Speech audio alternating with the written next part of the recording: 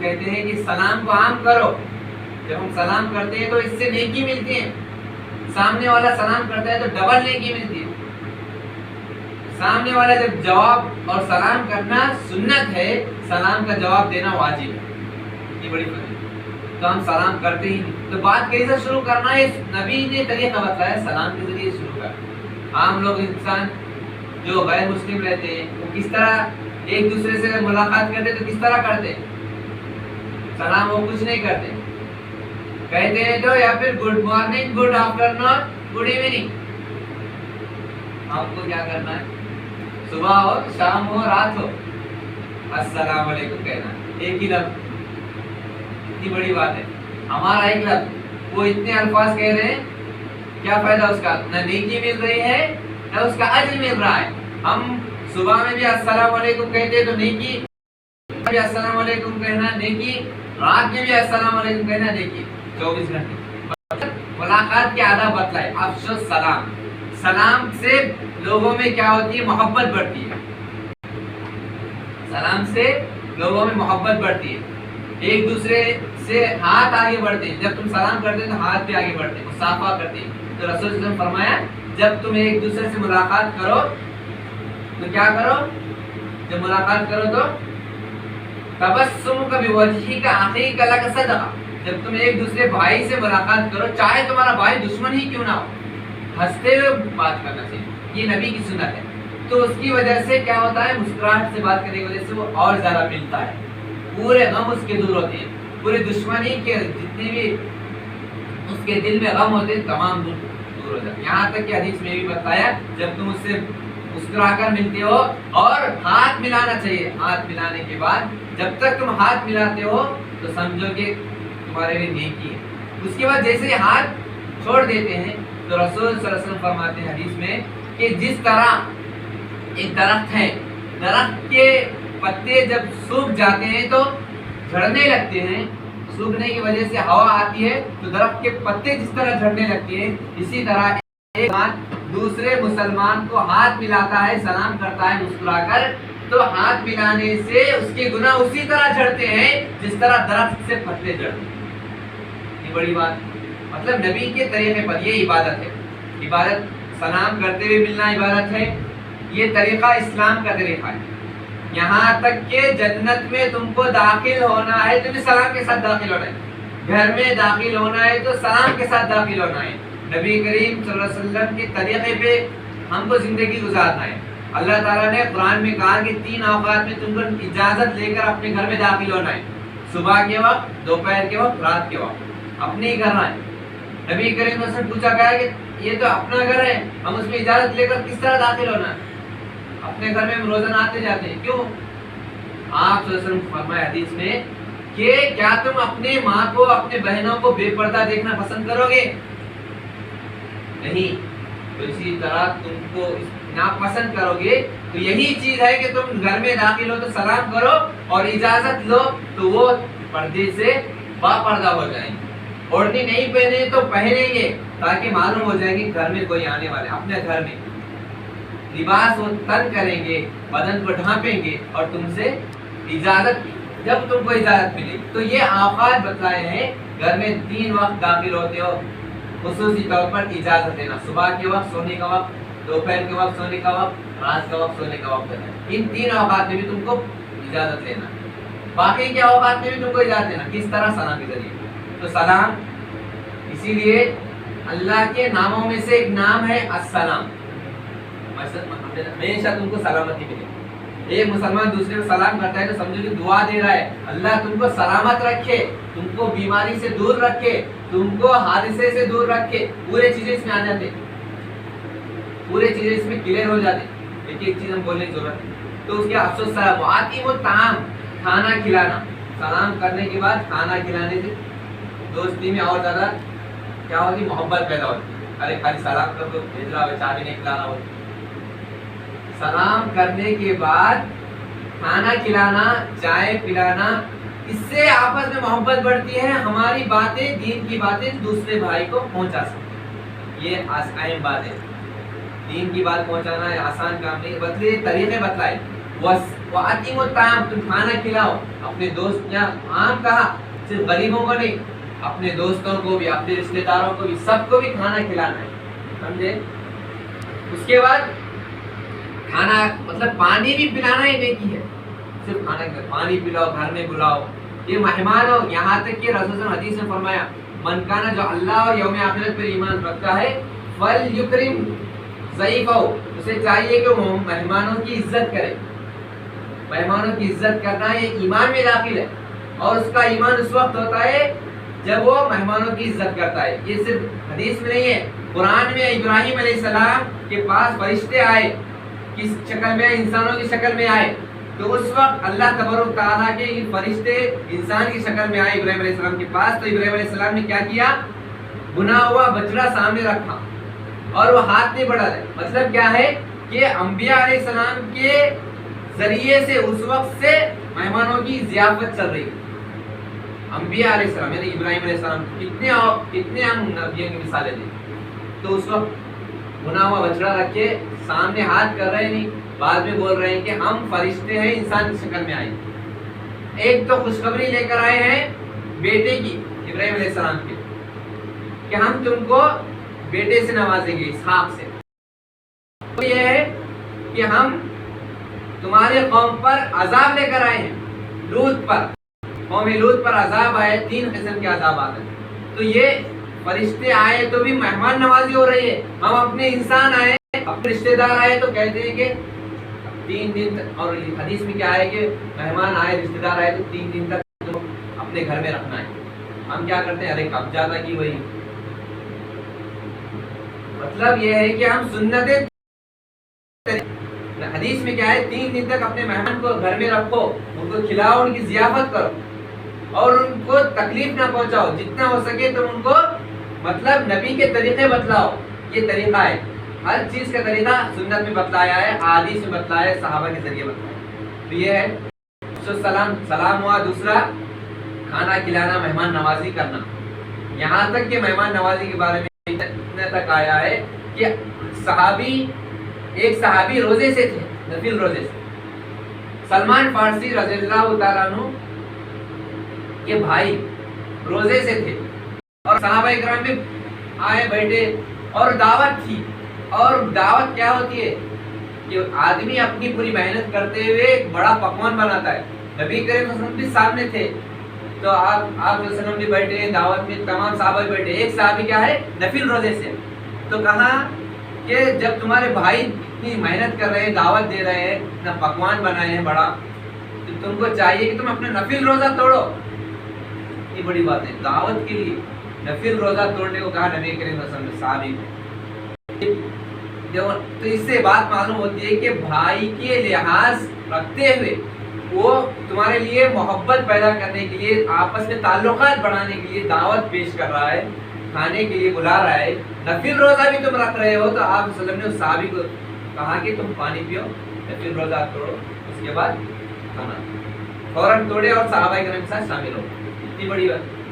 تو اس سے بات معلوم ہوتا ہے کہ نفل. یہاں تک کہ اپنے ماں باپ کے بارے میں یہ بھی بتلایا کہ اگر ماں باپ تم کو بلائے اور تم نفل نماز پڑھ رہے ہو تو نفل نماز چھوڑ کر تم ماں باپ کی خدمت کے لیے آؤ.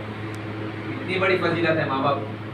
اللہ وَقَضَىٰ رَبُّكَ أَلَّا تَعْبُدُوا إِلَّا إِيَّاهُ وَبِالْوَالِدَيْنِ إِحْسَانًا، کہ اللہ تبارک تعالیٰ کی عبادت کرنا پہلا کام ہے، حق ہے. اس کے بعد دوسرا نبی کی سنت پر ادا کرنا، نبی کے طریقے پر چلنا. وَبِالْوَالِدَيْنِ إِحْسَانًا، اس کے بعد تیسرا حق والدین کا ہے.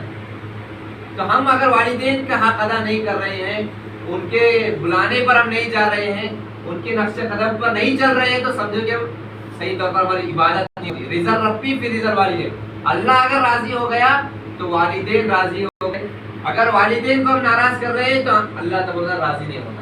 والدین ناراض ہے، ہم نمازیں پڑھ رہے ہیں، ہم رات میں عبادت کر رہے ہیں، ہم روزہ رکھ رہے ہیں، تو ہماری عبادت قبول نہیں ہوتی. تو والدین کو راضی کرنا ہے. تو نفل نماز بھی اگر تم پڑھ رہے ہیں تو تم والدین کی بڑی فضیلت ہے. یہ ہے مطلب عبادت یہ نہیں کہ صرف نمازیں پڑھنا، عبادت یہ ہے کہ تم والدین کا کہاں ماننا. یہ عبادت یہ ہے کہ تم سنت کے طریقے پر کھانا کھانا ہے. عبادت یہ ہے کہ تم یہاں تک کہ آپ صلی اللہ علیہ وسلم فرمائے کہ تم وضو کر رہے ہو، ایک عام انسان وضو کر رہا ہے، وہ ہاتھ پاؤں دھو رہا ہے، لیکن اس کا طریقہ اسلام کا طریقہ استعمال کر رہا ہے، تو عبادت یہ ہے کہ تم وضو کر رہے ہو، بسم اللہ بول کر وضو کر رہے ہو، یہ عبادت۔ اور اللہ کے رسول کی حدیث ہے لا وضو، اس شخص کا وضو نہیں ہے، لمن لم یذکر اسم اللہ، جس نے وضو کرتے وقت بسم اللہ نہیں پڑھا اس کا وضو نہیں ہے۔ اتنی بڑی حدیث ہے، صحیح حدیث، اس شخص کا وضو نہیں ہے جس نے بسم اللہ ہی نہیں کہا۔ تو ہم وضو کتنے بار کرتے ہیں؟ 5 وقت ہی کرتے ہیں کم سے کم نماز کے لیے، لیکن بسم اللہ پڑھتے نہیں پڑھتے۔ تو کیا ہمارا وضو ہو رہا ہے؟ اگر وضو نہیں ہو رہا تو ہماری نماز ہو رہی، اگر نماز نہیں ہو رہی تو ہمارا فالٹ کس میں ہے؟ کیا ہماری خرابی ہے؟ کیوں ہماری دعائیں قبول نہیں ہو رہی؟ یہ دیکھنا چاہیے۔ کیوں ہمارے اس میں برکت نہیں آ رہی؟ یہ دیکھنا چاہیے۔ اللہ تعالیٰ نے کہا، اللہ کے رسول صلی اللہ علیہ وسلم کی حدیث، مطلب ہم اگر ایک ایک ٹاپک پر اگر بات کریں گے وضو سے تعلق سے، تو پورے قرآن میں تم کو وضو کے بارے میں ملے گا، حدیث میں ملے گا، صحابہ کے طریقے پہ۔ آپ صلی اللہ علیہ وسلم کو ایک صحابی وضو کے لیے پانی دیتے تھے، ان کا نام کیا ہے؟ ربیعہ بن کعب رضی اللہ تعالیٰ۔ آپ صلی اللہ علیہ وسلم کی خدمت کرتے تھے، پانی دیتے تھے وضو کے لیے، مسواک دیتے تھے۔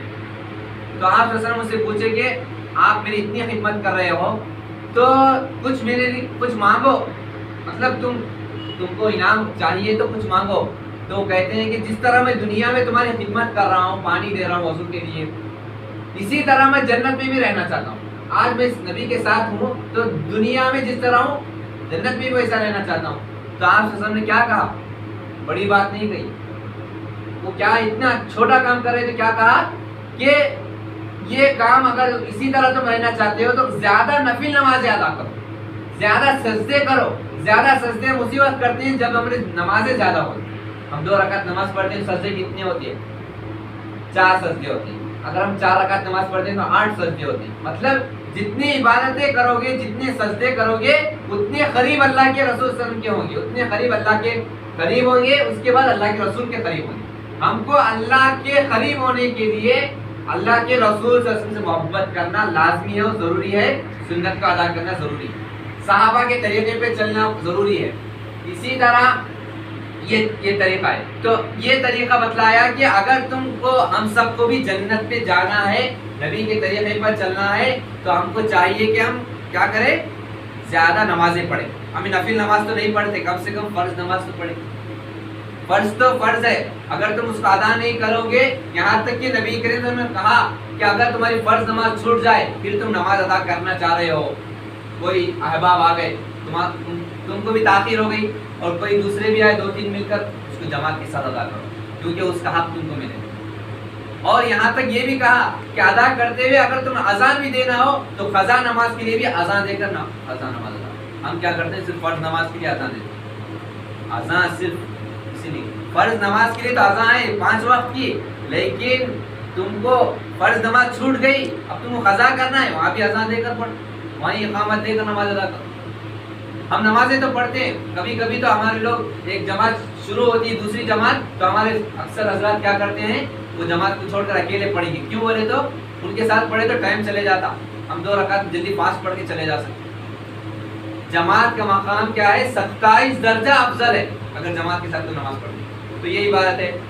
مطلب ہماری زندگی کا مقصد صرف نمازیں پڑھنا، روزے رکھنا عبادت نہیں، بلکہ نبی کے طریقے پر ہماری زندگی چلنا ہے۔ سلام کرنا یہ نبی کا طریقہ ہے، سلامتی کے ساتھ دنیا میں داخل ہونا ہے، دنیا کے گھر میں داخل ہونا ہے، سلامتی کے ساتھ تم کو قبرستان گئے تو بھی کہا وہاں سلام کرنا ہے، زندہ آئے تو بھی سلام کرنا ہے، مر جانے پر بھی سلام کرنا ہے۔ آپ نے کہا جب تم قبرستان جاؤ تو کیا کہو؟ یا اہل القبور، یا اہل القبور، اے قبر والو تم کو سلام ہو، السلام علیکم یا اہل القبور، اے قبر والو تم کو سلام ہو، مطلب وہاں سلام کر رہے ہیں۔ یہ مطلب نہیں کہ وہ قبر میں زندہ ہے، قبر میں مرنے کے بعد ان کے اعمال کے ساتھ وہ مر گئے، لیکن وہاں پر سلام کر کے جانا یہ آداب بتلائے، اس میں تم غور و فکر نہیں کرنا کہ وہ زندہ ہے، ہم ان کو جا کر مانگے، ان سے طلب کریں، کیونکہ مرنے کے بعد ان کے اعمال ختم ہو گئے، اب ان سے ہم کچھ بھی مانگ نہیں سکتے۔ مانگنا ہے تو کس سے؟ اللہ سے مانگنا ہے۔ جب تک انسان زندہ ہے وہ جتنے اچھے اعمال کرنا ہے زندہ رہتے ہوئے کرنا ہے، مرنے کے بعد وہ اچھے اعمال نہیں کر سکتا۔